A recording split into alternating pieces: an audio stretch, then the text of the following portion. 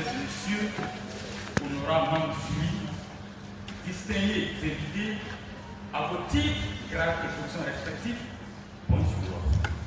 C'est avec une profonde reconnaissance et d'humilité que je me tiens devant vous aujourd'hui. Dans cette arène des idées, les mots ne seront pas un simple instrument, mais des armes de conviction, des clés pour ouvrir les portes de la vérité et de l'émotion. Assertion.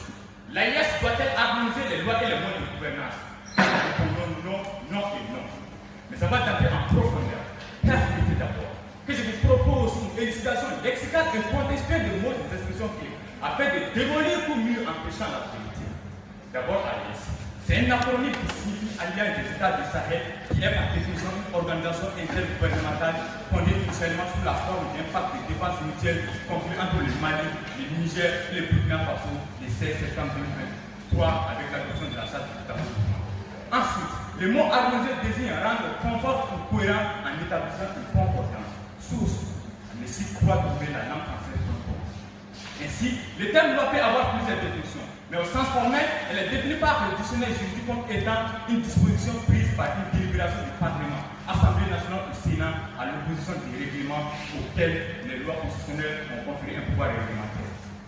Enfin, selon le professeur B. Hermès, dans son ouvrage intitulé L'État et la gouvernance, les modes de gouvernance désignent la manière dont le pouvoir politique est exercé dans son État. Mesdames et messieurs, harmoniser les lois et les modes de gouvernance reviendrait à imposer un modèle uniforme de gestion du pouvoir dans tous les États membres. Une appellation et l'escale est faite, venons à cette condition. Car c'est quelqu'un qui ignore le but de la création de l'AIS tiendra le texte. Mesdames et messieurs, les dirigeants actuels des trois pays de l'AIS sont tous arrivés au pouvoir par des coups d'État.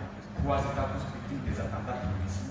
Ainsi, l'idée d'une union est alors survenue lorsque les régimes au pouvoir étaient engagés dans un bras de fer avec la communauté économique des États de l'Afrique de l'Ouest, CEDEAO, qui avait menacé le Niger d'une intervention militaire.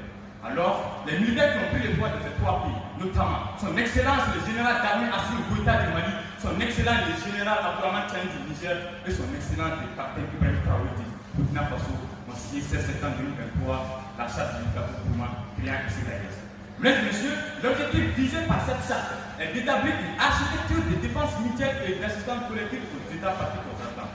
Source, l'article 2 de la charte. Mesdames et messieurs, cette alliance est devenue une confédération le 6 juillet à Niamey où les chefs d'État des trois pays ont signé les traités portant création de la confédération AIS après avoir quitté la CEDEAO le 14 janvier 2024. Alors, l'AIS en tant qu'une confédération